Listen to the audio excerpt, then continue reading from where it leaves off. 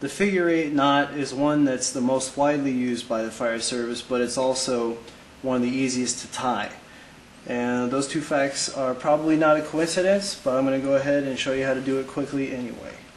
The simple figure 8 knot has almost no application whatsoever other than as a stopper knot. And you're going to see why in a second here. Just get a bight, twist it twice, feed your rope through it. That's going to create that 8 shape. You're going to see it right away. If you don't, you tied the knot wrong, just retrace your steps and start over. This knot itself, like I said, is only going to be a stopper knot if you ever see it. Otherwise, they use it as a basis to create more complex knots like a figure 8 follow through, which is what I'm going to show you next. Take the end of your rope. I'm taking this end because I have more slack. It doesn't really matter. If you have more on this end, you can do it through that way as well. And you're simply going to retrace the knot through its intended path. So I'm going to start here,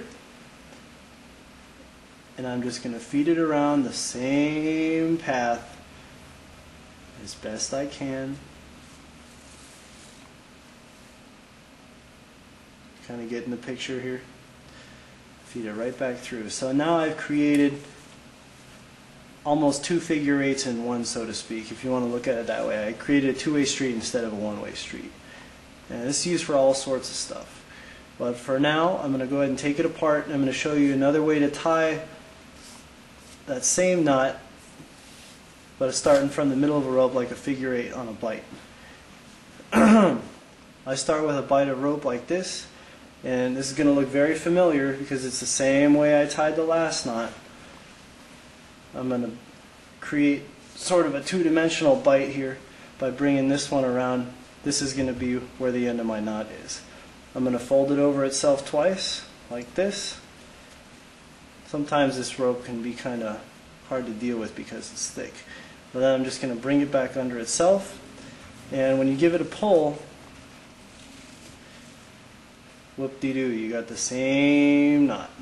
A lot quicker to tie this way if you're just going to be hoisting a tool and you don't have to tie yourself to a carabiner. This is going to be the one you want.